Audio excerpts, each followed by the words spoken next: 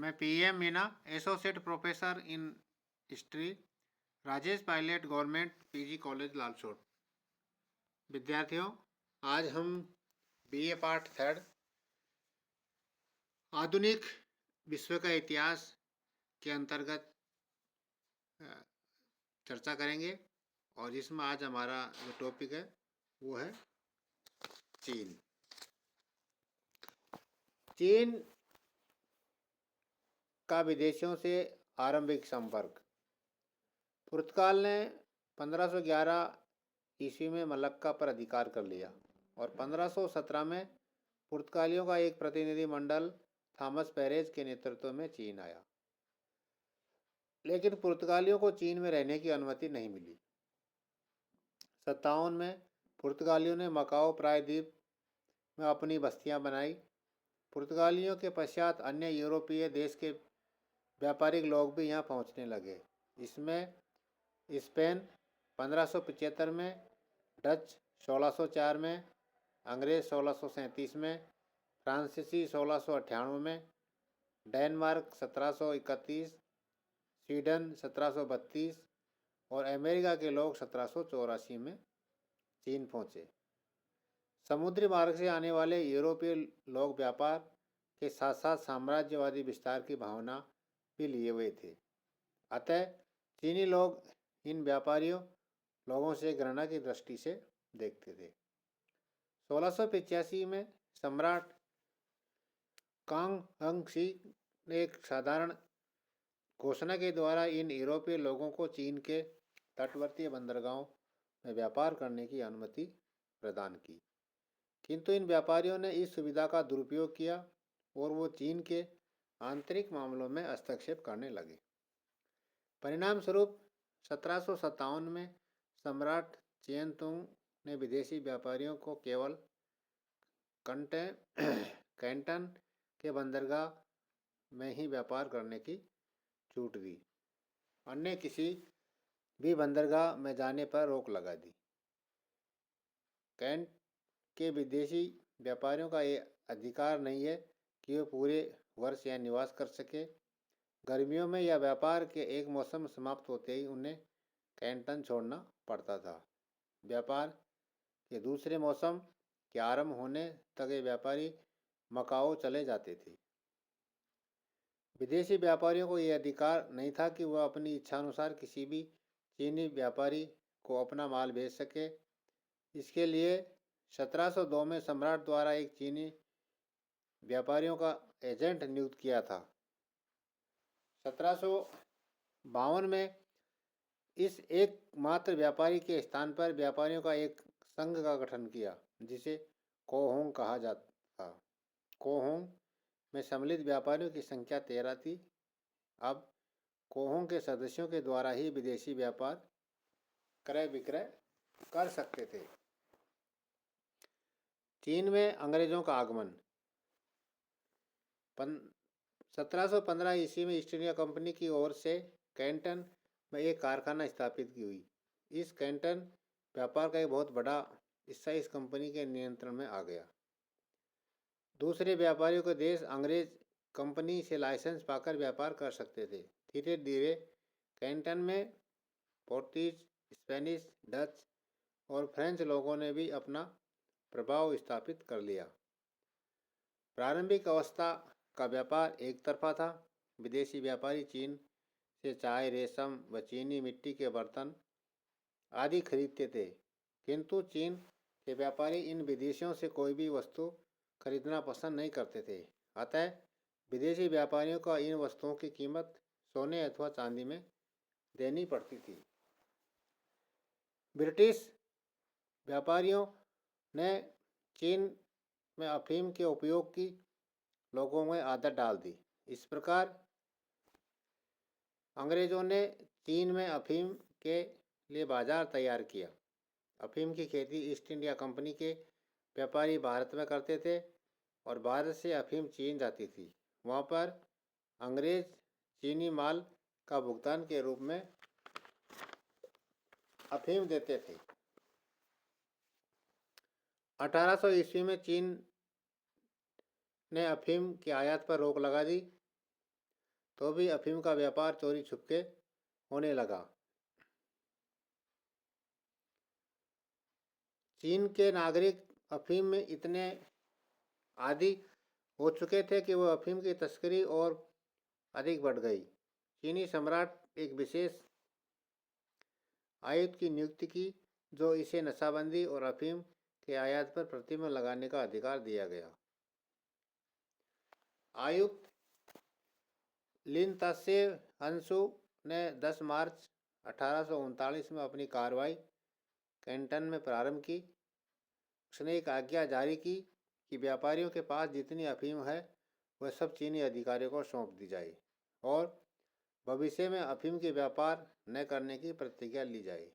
British व्यापार अधीक्षक Elliot ने बचाव का कोई उपाय न देखकर ब्रिटिश व्यापारियों को ये सलाह दी कि वो अपने अफीम के बक्से चीनी अधिकारियों के हवाले कर दे, किंतु ब्रिटिश अधीक्षक ने लिखित में यह आश्वासन देने से इनकार कर दिया कि भविष्य में अफीम की तस्करी व्यापार नहीं करेंगे। विदेशी व्यापारियों को 20,000 पेटियां जाने का दुख था, किंतु इसका अपार आश्चर्य हुआ कि $60 लाख की यह संपत्ति नमक और चूना मिलाकर नदी में बहा दी। लिन द्वारा प्रसारित आदेश तथा उसके क्रियान्वयन के तरीकों के कारण चीन और ब्रिटेन के बीच में शत्रुता बढ़ गई।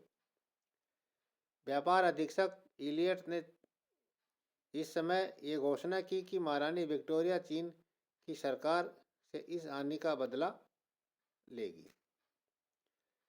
अफीम युद्ध के कारण व्यावसायिक संबंध असंतोषजनक। चीन सरकार प्रारंभिक काल से ही विदेशी संपर्क के विरोधी रही है। चीनी साम्राज्य का मूलभूत सिद्धांत व्यवसाय विरोधी था। वह अन्य देशों को अपने बराबर या स्वाधीन नहीं मानते थे। यही कारण है कि विदेशियों की चीन द्वारा लगाई गई सभी शर्तें स्वीकार करके ही व्यापार करना पड़ता था।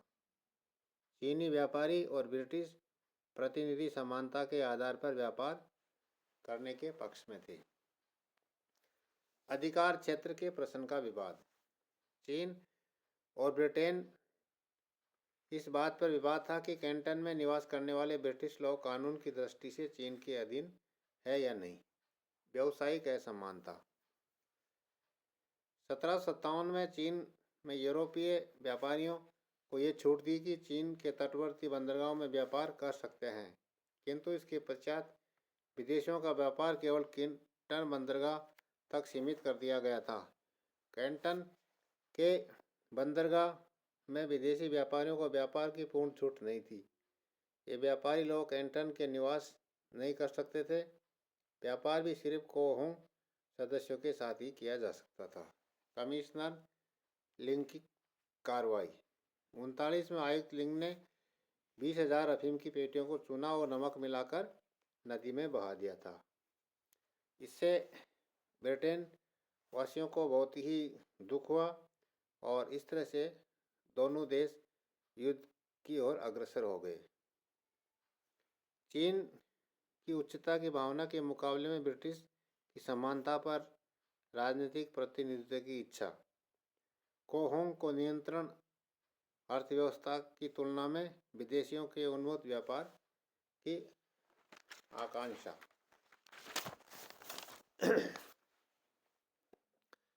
चीन अफीम। आंग्ल चीन युद्ध 1840-1842। अंग्रेजों द्वारा कैंटन की नाकेबंदी से युद्ध की कार्रवाई आरंभ हो गई। अंग्रेजों ने चीनियों की 29 नौकाओं को जब अंग्रेज युद्धपोतों पर आक्रमण किया तो वहां एकत्रित हो गई थी, नष्ट कर दिया तथा सुसान द्वीप स्थित तिंगहाई पर 6 जुलाई 1840 को अधिकार कर लिया। इस उपरांत अंग्रेजों ने अमोई निकपोंग पर भी अधिकार कर लिया और 1841 में अंग्रेजों ने कैंटन पर पूर्णतः अधिकार कर लिया। 29 अगस्त 1842 को नानकिंग की एक संधि पर हस्ताक्षर हुए। संधि की शर्तें। हांगकांग द्वीप हमेशा के लिए ब्रिटेन को दे दिया गया। ब्रिटेन के लोग 5 बंदरगाह कैंटन, अमोई, निप्पोंग, फुचाओ और शंघाई में बसने और व्यापार करने का अधिकार प्राप्त हो गया। चीन ने 2 करोड़ 10 लाख डॉलर क्षतिपूर्ति के रूप में देना स्वीकार किया। इसमें से 60 लाख डॉलर कैंटन में बर्बाद अफीम की कीमत के रूप में थे। कोहोंग को तोड़ दिया गया।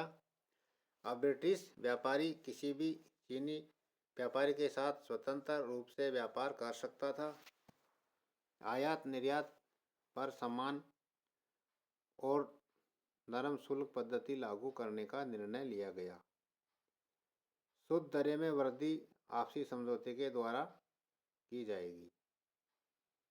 अंग्रेजों पर मुकदमे उन्हीं के कानून के अनुसार उन्हीं की अदालतों में चलाए जाएंगे। चीन अन्य देशों के साथ जो भी सुविधा देगा वो चीन को भी प्राप्त होगी। चीन का अन्य यूरोपीय देशों के साथ संबंध।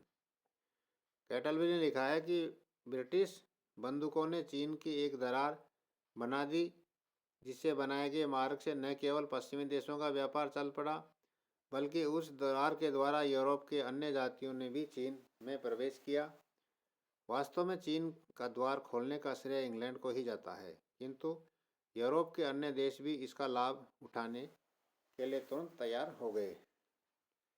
ब्रिटेन के बाद सबसे पहला संयुक्त राज्य अमेरिका चीन में नानकिंग की संधि की समान सुविधा प्राप्त करने के लिए पहुंचा। 3 जुलाई 1844 के अमेरिकी प्रतिनिधिमंडल कोलंब कासिंग ने चीन के वहांग्या की संधि पर हस्ताक्षर की। यह संधि ब्रिटिश संधि के समान थी, किंतु कई विषय में इनकी शर्तें अधिक व्यापक थी। सबसे महत्वपूर्ण राज्य क्षेत्राधिकार के अनुसार अमेरिका के नागरिकों विरुद्ध अपराध करने वाले चीनी व्यक्तियों को चीनी अधिकारियों गिरफ्तार करेंगे और चीनी कानून के अनुसार उन्हें दंड देंगे। साथ ही चीन में अपराध करने वाले अमेरिकी नागरिकों पर अमेरिका की कानून के अनुसार दंड दिया जाएगा। दोनों पक्ष निष्पक्ष न्याय करने की बात को स्वीकार किया। फ्रांस ने भी चीन के साथ अक्टूबर 1844 में इस प्रकार की संधि की। तो इस तरह से हम ये कह सकते हैं कि प्रथम आंग्ल चीन जो युद्ध हुआ उसके परिणाम स्वरूप चीन विदेशियों के लिए खुल गया। और आज का जो वीडियो हम उसको यहीं पर समाप्त करते हैं।